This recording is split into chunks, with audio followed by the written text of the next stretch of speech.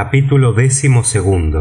Lo que vi de la destrucción de Weybridge y de Shepperton.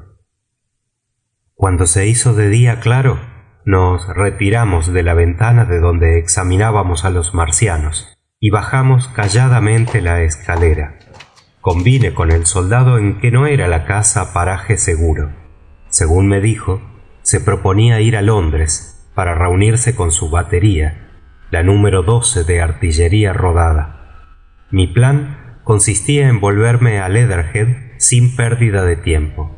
El poder de los marcianos me impresionó tan profundamente que estaba dispuesto a llevarme mi mujer a New Haven y embarcarnos de seguida para el continente, porque preveía claramente que los alrededores de Londres iban a ser forzosamente testigos de una lucha desastrosa antes de que se consiguiera destruir semejantes criaturas. Pero entre nosotros y Leatherhead mediaba el tercer cilindro con sus guardianes gigantescos. De haber estado solo, creo que me habría aventurado a pasar, pero me disuadió el artillero. «Cuando la mujer es buena, no hay motivo para dejarla viuda», me dijo. Y al fin acordamos salir juntos, al abrigo de los bosques, y remontarnos al norte hasta la calle Cobham antes de separarnos. De allí daría un gran rodeo por Epsom hasta llegar a Leatherhead. Yo hubiera salido de casa al momento, pero como mi compañero había estado en la guerra, sabía más que yo. Me hizo recorrer toda la casa hasta encontrar un frasco que llenó de aguardiente y arrambló cuantos paquetes de galletas y trozos de carne le cupieron en los bolsillos. Nos deslizamos hacia afuera de casa y corrimos con todas nuestras fuerzas por el mismo camino destartalado que franqueé la noche anterior. Las casas parecían abandonadas. Encontramos un grupo de 3 cadáveres abrazados, víctimas del rayo ardiente, y vimos aquí y allá objetos caídos, un reloj, una zapatilla. En la esquina, según se va al correo, estaba volcado sobre las ruedas un cochecillo sin enganchar, lleno de maletas y de muebles. Sobre los escombros se destacaba una caja de caudales con la tapa forzada. Por aquella parte ninguna de las casas había sufrido grandes daños. Fuera del asilo de huérfanos, que aún estaba ardiendo, el rayo ardiente se contentó con demoler las chimeneas al pasar. Y con todo, no parecía haber alma viviente en todo Maybury. Supongo que la mayor parte de los habitantes habrían huido por el camino del antiguo Woking, el que yo tomé para ir a Leatherhead, o que estarían escondidos. Bajamos la cuesta, encontrando de nuevo al cadáver del hombre vestido de negro, mojado ahora con el granizo de la noche precedente, y nos metimos en los bosques al pie de la colina. Así llegamos al ferrocarril, sin encontrar persona alguna. Allende la vía, los bosques eran despojos consumidos y negruzcos. Había caído la mayor parte de los árboles. Los contados que quedaban en pie lucían troncos grises y desolados, y follaje enrojecido en vez de los verdores de la víspera. Junto a nosotros el fuego se había limitado a chamuscar los árboles cercanos, sin quemarlos de abajo arriba. En un paraje se conocía que los leñadores trabajaron el sábado. Había en un claro árboles caídos y cortados recientemente, y trozos de una sierra junto a una máquina de aserrar abandonada. Todo estaba tranquilo. No se percibía ni el más leve soplo de aire. Hasta los pájaros callaban. El artillero y yo hablábamos en voz baja al huir, lanzando de cuando en cuando furtivas miradas por encima del hombro. Nos detuvimos 1 o 2 veces para escuchar. Al cabo de cierto tiempo ganamos la carretera y oímos cierto ruido de cascos. A través de los árboles avanzaban lentamente 3 jinetes en dirección a Woking. Les llamamos e hicieron alto. En tanto, corríamos para alcanzarles. Eran un teniente y 2 soldados del 8º de húsares, y llevaban un instrumento parecido a un teodolito, que me dijo el artillero era un heliógrafo. «Sois los primeros hombres que he encontrado esta mañana en el camino», me dijo el teniente. «¿Qué se prepara por ahí?». En su rostro y en su voz se revelaba la angustia. Sus hombres nos contemplaban con curiosidad. El artillero saltó al camino y saludó militarmente. «Anoche nos destruyeron el cañón, mi teniente. Me he escondido. Ahora trato de unirme a mi batería. Siguiendo este camino, supongo que veré a los marcianos de aquí a media milla». «¿Y a qué demonios se parecen?», preguntó el teniente. «Son armaduras gigantescas, 40 metros de alto, 3 pies y un cuerpo como de aluminio, una cabeza espantosa metida en un capuchón». «Quite usted», repuso el oficial. «Valiente tontería». «Ya verá, señor. Llevan una especie de caja que dispara fuego y le deja a uno muerto». «¿Usted querrá decir algún cañón?». «No, señor». Y el artillero trató de hacer una pintoresca descripción del rayo ardiente. A la mitad de su relato le interrumpió el oficial y se puso a mirarme. Yo seguía en el terraplén que bordea la carretera. «¿Los ha visto usted?», me preguntó. «Es verdad lo que dice el artillero», respondí. «Está bien», repuso el teniente. «Tengo el deber de enterarme por mí mismo. Oiga», dijo al artillero, «se nos ha destacado para hacer que los vecinos salgan de sus casas. Mejor haría usted en avistarse con el general de brigada Marvin para decirle todo lo que sabe. Está en Weybridge. ¿Conoce usted el camino?».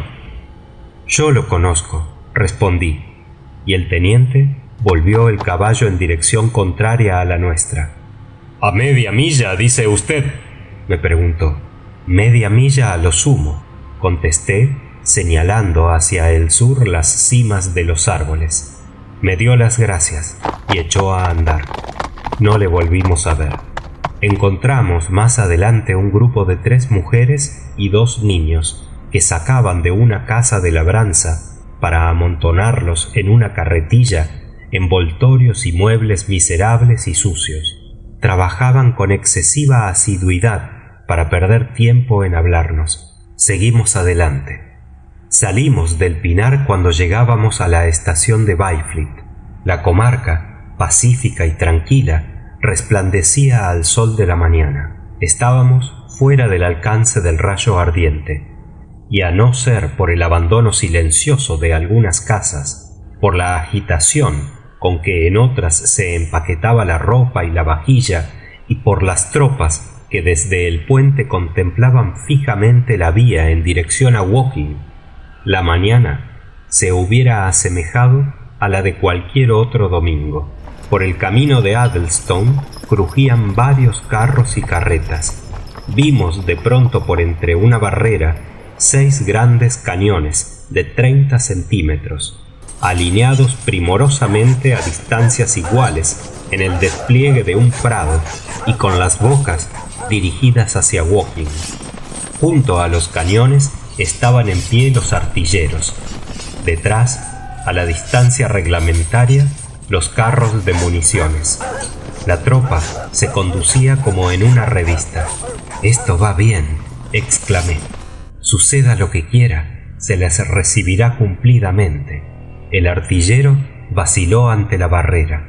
«Seguiré adelante», dijo. Cerca del puente de Weybridge había un buen golpe de soldados en traje de faena que levantaban terraplenes para proteger otros cañones. «Arcos y flechas contra la tempestad», exclamó el artillero. «Aún no han visto ese condenado rayo ardiente».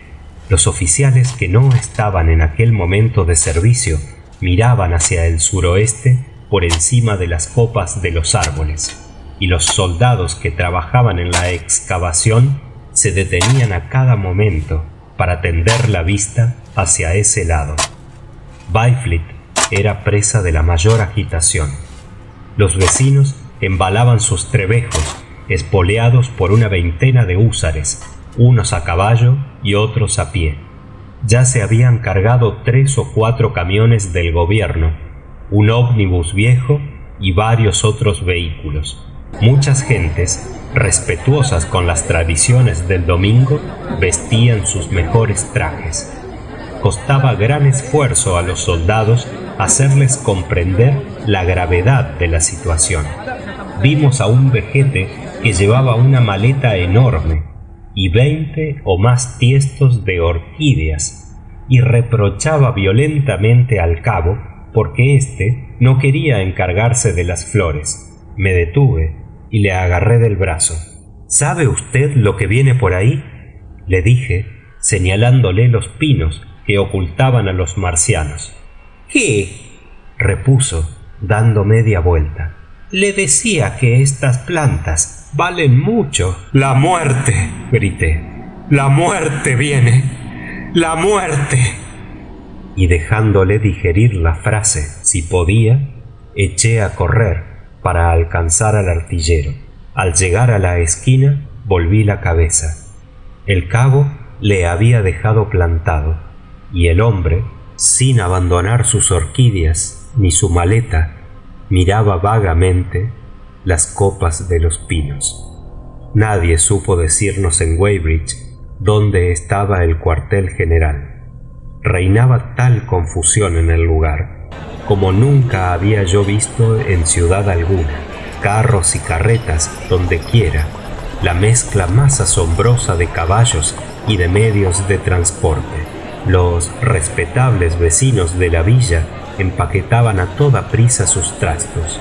Vestían las mujeres sus ropas del domingo, y muchos hombres los trajes de remar o de jugar a la pelota. Ayudábanles los golfos de los alrededores, gritaban los chicos, y todos parecían encantados de la variación que tomaban improvisadamente sus diversiones dominicales. En medio de todo esto, el digno párroco celebraba los servicios de la mañana y se oía la discordante campana de su iglesia por encima del bullicio general. Nos sentamos en las gradas de la fuente el artillero y yo, y almorzamos bastante bien con los víveres que traíamos de casa. Patrullas de soldados, ya no solo de húsares, sino granaderos de uniforme blanco, prevenían a los vecinos que debían marcharse o esconderse en las cuevas de sus casas tan pronto como el fuego comenzara. Al cruzar el puente de la vía férrea, vimos que una creciente multitud llenaba la estación y sus alrededores. Había en los muelles un enjambre de cajas y baúles. Me figuré que estaba suspendido el tráfico ordinario para que pudieran ir a Chertsey los cañones y las tropas, y después supe que la multitud luchó salvajemente para ocupar asientos en los trenes especiales que salieron a última hora. Nos quedamos en Weybridge hasta el mediodía, y poco más tarde nos encontramos en el punto próximo a la represa de Shepperton, donde el Wey desemboca en el Támesis. Empleamos algún tiempo en ayudar a 2 viejas a cargar un cochecillo. El Wey tiene 3 bocas. En ese punto se alquilaban botes y había un pontón para atravesar el río. Del lado de Shepperton se encuentra una posada detrás de mi campo, y más allá se elevaba entre los árboles la torre de la iglesia, que posteriormente ha sido reemplazada por un sencillo campanario. Corría por allí, sobreexcitada y bulliciosa, una muchedumbre de fugitivos, y aunque la fuga no era aún pánico, reuníase ya mucha más gente de la que los botes pudieran llevar de un lado a otro. Algunos hombres, portadores de enormes pesos, jadeaban de fatiga. Un marido y su mujer llevaban entre los dos sobre una puerta a modo de parihuela cuantos efectos consiguieron cargar. Uno nos confió el secreto de que pensaba ponerse a salvo tomando el tren en la estación de Shepperton. Se gritaba por todos lados, algunos decían chirigotas. Aquella gente parecía pensar que los marcianos eran sencillamente formidables seres humanos que atacarían y saquearían la villa para ser al fin destruidos fatalmente. A cada momento miraba nerviosamente por encima del buey hacia los prados de Jersey, pero todo aún seguía en calma. Todo estaba igualmente tranquilo del otro lado del Támesis, contrastando con la orilla de Surrey, presa de gran agitación. Las gentes que desembarcaban se ponían a andar por el camino. El enorme pontón acababa de atravesar el río por vez primera. 3 o 4 soldados, en lugar de brindarle su ayuda, se burlaban de los fugitivos desde el campo de la posada, que no estaba abierta, porque era una de las horas del descanso dominical. «¿Pero qué es esto?», exclamó un botero.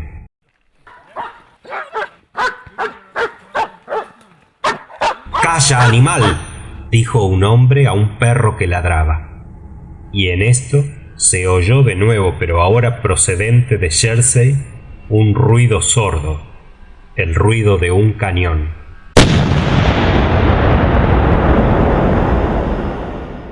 Comenzaba la lucha.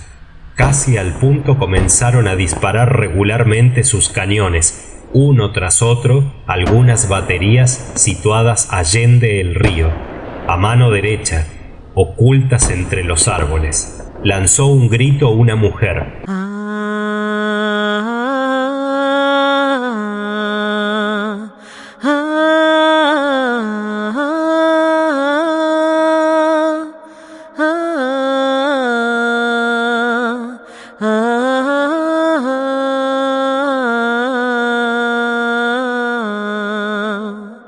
A todos nos sacudió la emoción repentina de la batalla, tan próxima como invisible. Solo se veían vastos prados en que pacían indiferentemente algunas vacas entre argentados álamos de follaje inmóvil bajo el cálido sol. «Los soldados les detendrán», me dijo una mujer en tono no muy seguro. Las cimas de los árboles se cubrieron de bruma, y vimos de pronto enorme humareda a lo lejos del río, humareda que subió a los aires y cubrió el cielo. Y se estremeció la tierra y retumbó en la atmósfera horrorosa explosión que rompió los cristales de las casas próximas y nos dejó sumidos en la mayor atonía. «¡Allí están!», gritó un hombre de camiseta azul. «¡Más lejos! ¡Los ven ustedes! ¡Más lejos!». Rápidamente aparecieron.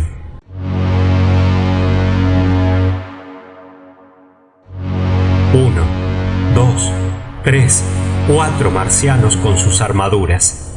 Estaban aún muy lejos, más allá de los árboles bajos, en los prados que se extienden hacia Jersey, y se encaminaban rápidamente al río.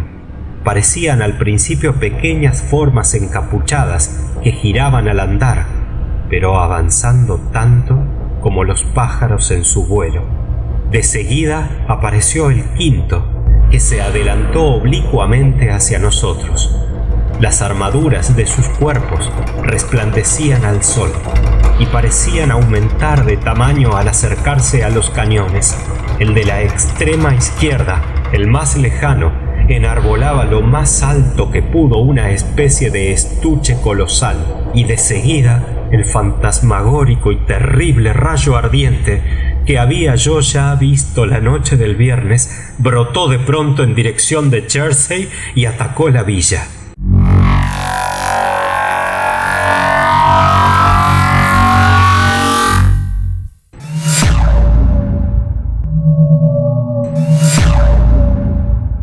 A presencia de tan extrañas, veloces y formidables criaturas, la multitud que se apiñaba en las orillas pareció acometida de terror.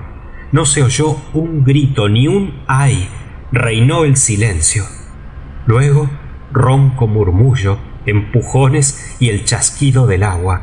Se volvió un hombre que estaba excesivamente atemorizado para que se le ocurriera deshacerse del baúl que llevaba a cuestas, y me dio un golpe con su carga.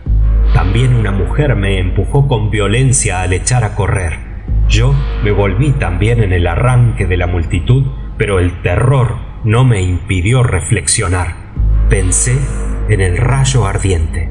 Echarse al agua, esto había que hacer. ¡Dentro del agua!, grité sin ser oído. Me volví de nuevo y, precipitándome en dirección del marciano que se acercaba a la orilla arenosa, entré en el agua. Otros hicieron lo propio. Un bote lleno de gente estuvo a punto de irse a pique. Las piedras que yo pisaba eran fangosas y resbaladizas. Estaba tan bajo el nivel del río que anduve más de 5 metros sin que el agua me llegara a la cintura. Al ver que el marciano no distaba ya más de 200 metros, me sumergí del todo. Los chasquidos de las gentes al saltar al agua me resonaban como truenos.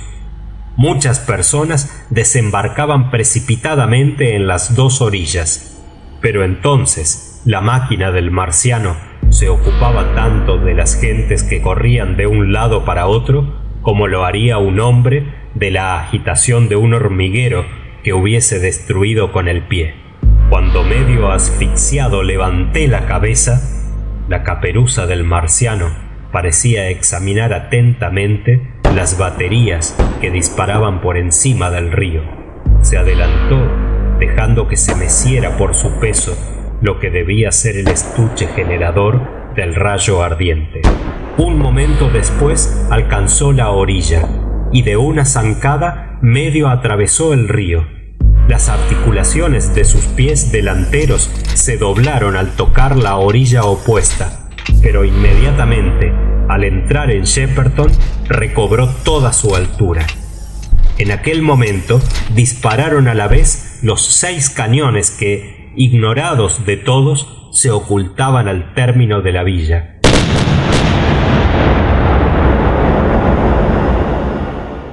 Las descargas me hicieron brincar el corazón. El monstruo levantaba la caja engendradora del rayo ardiente cuando estalló la primera granada.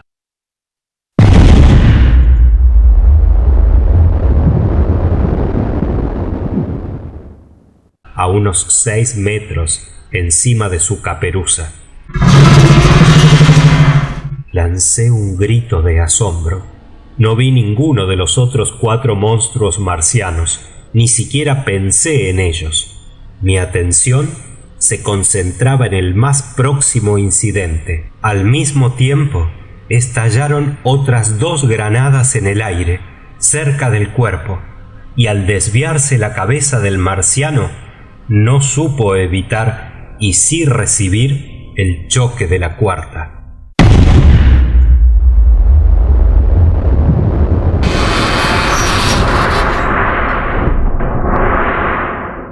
Reventó en plena faz del marciano. Se abrió la caperuza.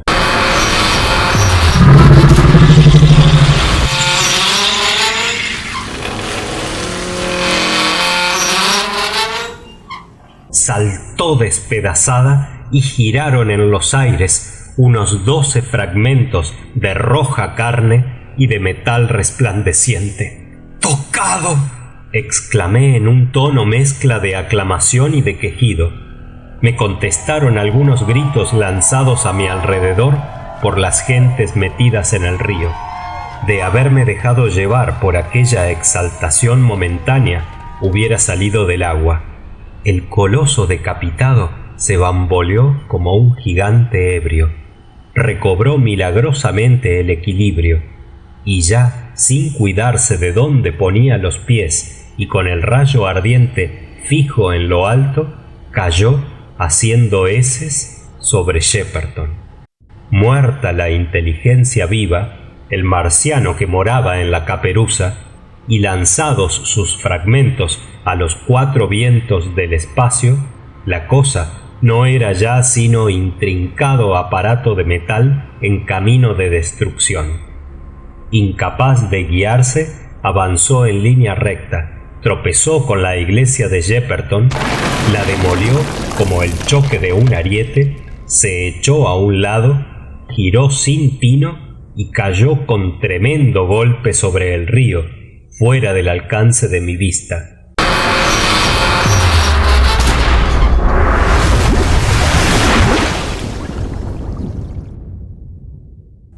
Violenta explosión sacudió el aire y saltó al cielo una tromba de agua, de vapor, de fango y de pedazos de metal. Al caer en el río la cámara del rayo ardiente, el agua se transformó incontinente en vapor.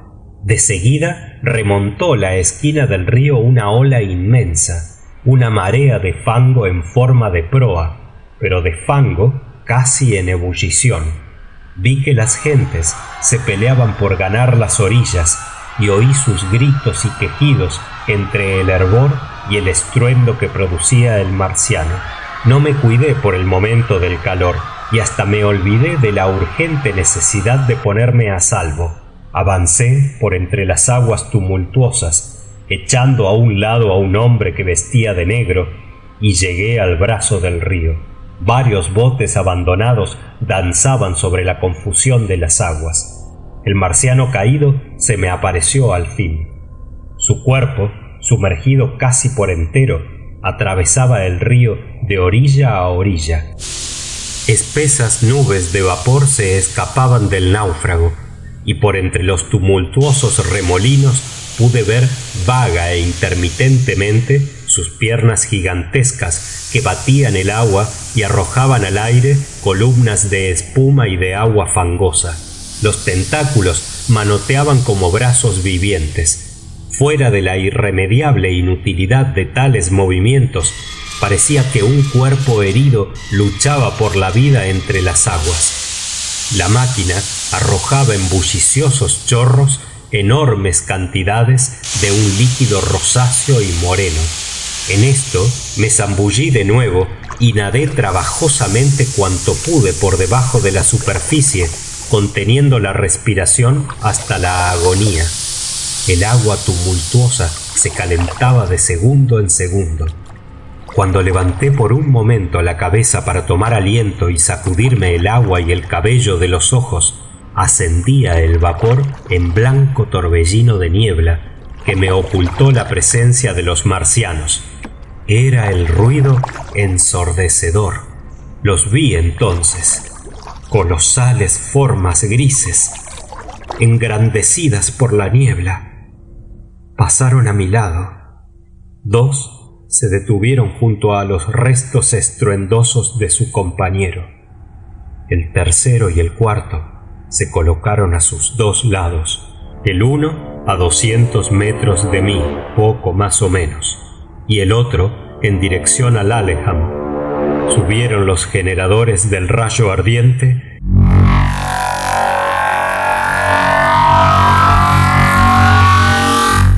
y los chorros silbantes caían por todos lados. El aire estaba lleno de sonoridades. Era un conflicto ensordecedor y confuso de ruidos. El estridente resonar de los marcianos, el crujido de las casas al caer, el estrépito de los árboles, de las cercas y de las barracas al incendiarse, y los bramidos y estallidos del fuego.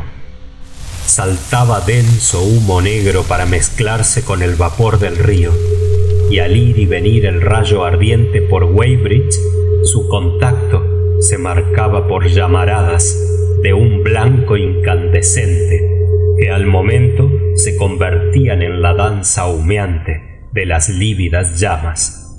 Las casas más próximas permanecían intactas, aguardando su destino. Yo las veía en la sombra, pálidas, medrosas, delante de las llamas que iban y venían. Permanecí un instante sumergido hasta el pecho en el agua casi hirviente, sin saber lo que hacer, sin esperanzas de escapar. Al través del vapor podía ver la gente que trepaba con los pies y manos por entre las cañas para salir del río, como ranas que huyeran por la hierba de la presencia del hombre, o las miraba correr de un lado a otro por el camino de Sirga, presas de indescriptible desesperación. Y de pronto, los lívidos resplandores del rayo ardiente saltaron hacia mí. Las casas se desplomaban como disueltas a su contacto y lanzaban llamas. Los árboles se convertían en fuego, dejando oír un bramido. Aleteó el rayo ardiente por el camino de Sirga, acarició de paso a las gentes que corrían sin saber a dónde y bajó a la orilla, a unos 50 metros de donde yo me hallaba. Atravesó el río para fijarse en Shepperton, marcando su huella en el agua con empenachado remolino de vapor. Volví la cara hacia la orilla, pero en aquel momento me alcanzó la ola enorme, casi hirviente. Pegué un grito y, escaldado, medio ciego, agonizante, eché a correr hacia la orilla por entre las aguas silbadoras y agitadas. De haber dado un paso en falso, me hubiera llegado el fin. Me encontré sin ayuda en la orilla, sobre la desnuda lengua de arena que marca el ángulo entre el Wey y el Támesis. No esperaba más que la muerte. Conservo el recuerdo vago de que un marciano plantó el pie a unos 20 metros de mi cabeza, de que ese pie se hundió en la suelta arena arrojándola en todas direcciones, y de que se levantó de nuevo, de que a esto sucedió una larga pausa, de que 4 marcianos acarrearon los restos de su compañero, de que clara y enseguida confusamente les vi retroceder una distancia que juzgué interminable a través de vastos espacios de agua y de campo. Y luego, poco a poco, me fui dando cuenta de que me había salvado de milagro.